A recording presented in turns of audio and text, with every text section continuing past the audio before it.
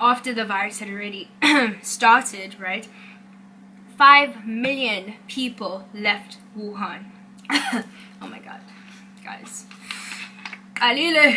And 3 doctors arrived, like step back, and they put on their hazmat suits and everything. Shouldn't you do this either, right? You should be hitting it. We laugh not because it's, you know, like a joke, but we laugh to deal with the pain.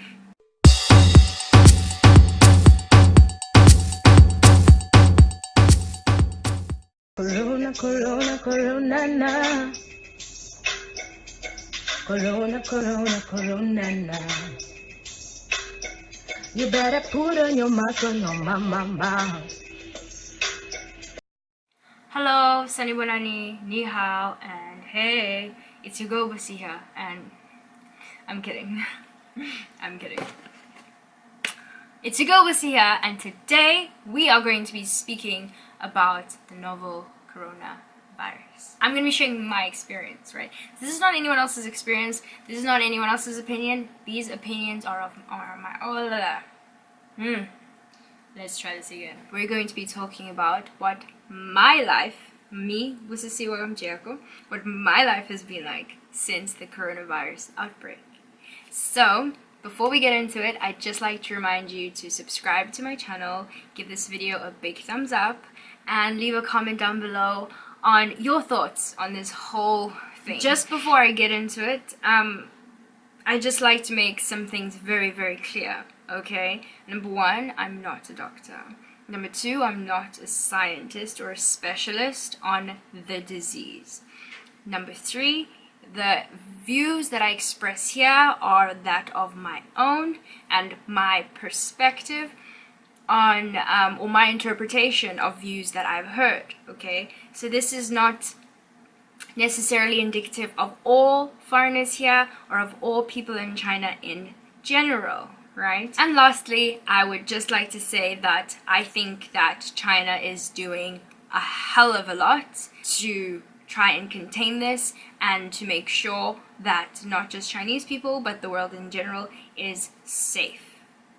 Alright, let's begin. So I'm busy editing the video and I realized that I began with the information part without actually introducing it. So here I'm about to give you guys the facts about the coronavirus, facts, figures, all of that, to help you guys understand better what I'm talking about. Alright, here goes. This particular one is a novel coronavirus, which means that it is a part of the coronavirus family. And there have been other coronaviruses. I think the 2 main ones have been SARS, which is severe acute respiratory syndrome. Let me just check that. Yes, and the Middle Eastern respiratory syndrome, which was MERS. So those 2 were both caused by coronaviruses that came from animals. So these come from animals and then are transmitted to human beings, right? And I think the cause for both SARS and MERS, where it originated from, were from bats. And that is what is suspected to have been the cause of this coronavirus. This one is being called the Wuhan coronavirus because it originated from the city of Wuhan here in China. And basically, the coronavirus causes pneumonia. So the symptoms are basically similar to like the flu. So you have a high fever or high temperature, you have a cough, you have a runny nose, and you have some difficulty breathing. Because it's a viral like disease, antibiotics don't help. Right now, it is the 30th of January 2020. The time is 5 minutes past 8 in the evening, and the total number of cases stands at 7,828 confirmed cases, right? All over the world. And the total number of deaths is 170. The mortality rate stands at 2.2%. And the number of suspected cases stands at 12,139. Good news is that there have been 133 recoveries thus far. Another thing to note is that out of the 7,828 cases, 7,678 of them are found in mainland China. That is 98.7% of all cases. The number of cases that have been found in total province where it originated, 58.9% of them are located in the province of Hubei. I also think that it is necessary to point out that there haven't been any cases reported in Africa and South America. I'm not gonna say anything, I'm just gonna say that when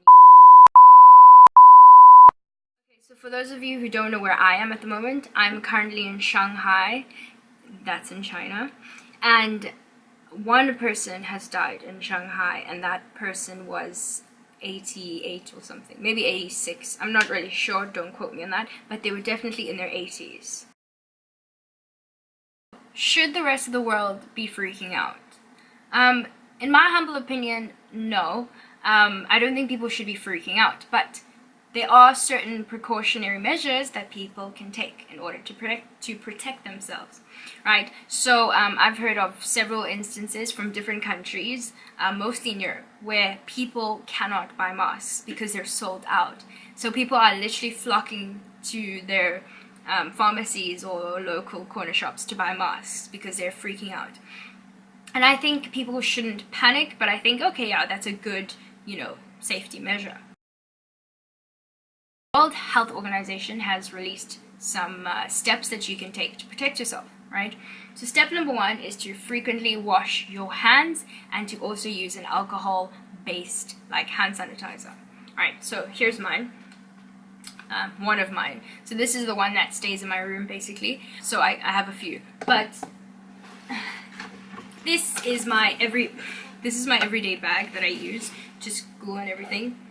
It has an F for Frederick, and on this side it has my other hand sanitizer. So I got these from Miniso for 5 RMB, which is like 10 rand, and I use that and this is before, I haven't bought new hand sanitizer since the corona outbreak because I always have hand sanitizer. So essentially, I feel like all of this advice is things that people should be doing anyway. Okay, the next thing is to cover your mouth with a bent elbow when coughing, right, or sneezing. So you shouldn't be like no, you shouldn't do this either, right? You should be hitting it with a dab. Okay, I almost knocked my laptop over. Okay, so another thing is to avoid close contact with anyone who has a fever or a cough. So if you are wanting to get out of a social situation, you don't really want to go, just tell people, oh, I have a fever and a cough, and trust me, they'll disinvite you anyway. Seek early medical attention if you do have a fever and a cough, and that you have to tell your doctors your travel history. So if you've been to Wuhan, you better tell them. If you've been to Wuhan, you should probably just go anyway, right? So funny thing that I saw a video, it's not funny, but it's hilarious, is this guy who was in a cab. There's a video of it. And the driver asks him, where are you from? Because he was coughing. And the guy says, oh, I'm from, I don't know which province he says. And the driver's like, you don't sound like you're from there. So something to note is that in China, there are different dialects of Chinese, I should say. And the standard is Mandarin. And so people can tell where people are from because of how they speak, right? Because they read and write the same, but they don't pronounce words the same. So this guy lied, and he said, I don't know which province. Oh my god, guys. Alile. So the guy says that he's from whatever, and then the driver asked him, hey, have you been to Wuhan recently? And the guy says, yeah, I just came from there. And the driver's like, and the driver stops the car, and he's like, go, get out, and then he calls an ambulance. So I think that's very funny because everyone is so scared of people from Wuhan. You have a lot of jokes and memes going around of people removing their friends who have been to Wuhan or are from Wuhan because it's yeah. I mean, we laugh not because it's, a joke, but we laugh to deal with the pain.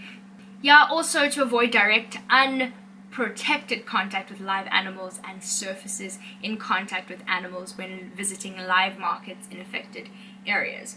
Actually, all those markets have been closed down right now, so you shouldn't really be going there, and they've been sanitizing them, so that's also not really an issue. And also avoid eating raw and undercooked meat or animal products, and exercise care when handling raw meat, milk, or animal organs to avoid cross-contamination with uncooked foods. Great. Alright, so those are the steps that you can take. Great. Alright, so let's move on to my experience, because I've given you guys the facts. Like, you can't say that I did not teach you anything. I gave you the facts, right? So, what has my experience been like? So I'm a type of person who really likes to do nothing, right? I like to lie in my bed and like watch series, usually trash TV and stuff. I like to do that. You know, it's my holiday. Like, I haven't had like a holiday in a very long time. So I really wanted to enjoy that. But the issue is when you have no choice but to sit. It kind of feels like you're in prison, right? Because although Shanghai is not under lockdown, like, we're not like Hubei province, like, you are allowed to go outside, there's just nothing really to do. Things are closing down more frequently, I've seen, and our school told us not to take public transport. So where you gonna go? I mean, you can take a Didi, like an Uber, but like, where are you gonna go? Like, with whom? Because some of my friends, their universities are not allowing them to go outside at all, right? So my friend told me today, because he went to the hospital to check, because he had he had a dry cough and stuff, so he went to the hospital to check. And let me just tell you what his experience was. He said, I went there to the emergency place because the other part of the hospital is closed today. Tomorrow it will open again. So the emergency part is under quarantine. You open the door and there's staff waiting there already. Some with full suits and some with just the masks, right? So with like the hazmat suits is what they call them. And I had to ask what and where I need to go because I didn't have any idea. But it was a bit scary because there were a lot of old people lying on those ambulance beds inside. So they were on the like hospital beds, like the stretchers. Then I made the hospital booklet and a card, and I paid for the first doctor for NACO, which is internal medicine, which was about 30 RMB or 25 RMB, which is about 50 rand or 60 rand. I went to wait in line, okay, with a lot of people. Then the doctor just asked me some questions about my situation and if I had visited Wuhan for the second time or the third time. Because when I just entered, they also asked me at the information desk all that stuff, right? So like I said, Wuhan. So after that, she gave me another two pieces of yellow paper and told me to go pay for it and go to take some blood tests and a CT scan. And the guy at the CT scan told me to come back in half an hour for the results. Checked and the results there on the computer and said everything was fine with my blood, and asked me a few more questions about how I feel with my cough and what kind of symptoms my cough has. After telling her, she prescribed me some medicine and gave me another yellow paper and told me that I have to go pay and then take the medicine for that.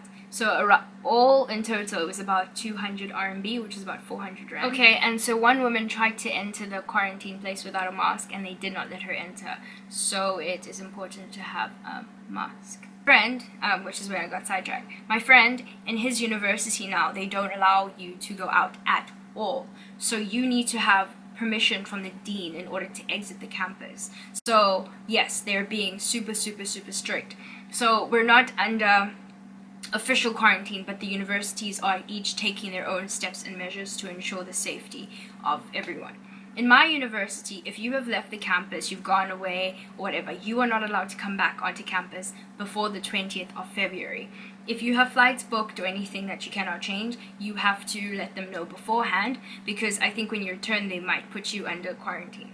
Don't quote me on that, but I think that's what they're doing. Okay. In other universities where people have left, that's what they've done. They've put them under quarantine, in either quarantine in their rooms or a separate quarantine area. Another thing that happened to my friend. So my friend's actually studying in Wuhan at the moment, and he came to Shanghai to visit his girlfriend, and I was actually supposed to see him on Tuesday, but last week Tuesday, but I was doing my hair, so I didn't actually get to see him.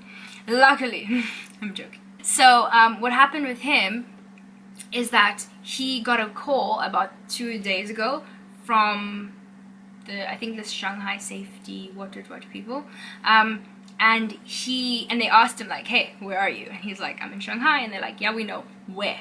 Give us your address. So he was like, why? Because he couldn't really understand, because obviously they were speaking really complicated Chinese. So he got his girlfriend to speak to them. So then she explained to him that they're going to come over, they're going to send a doctor over who can speak English, and they're going to conduct some tests on you.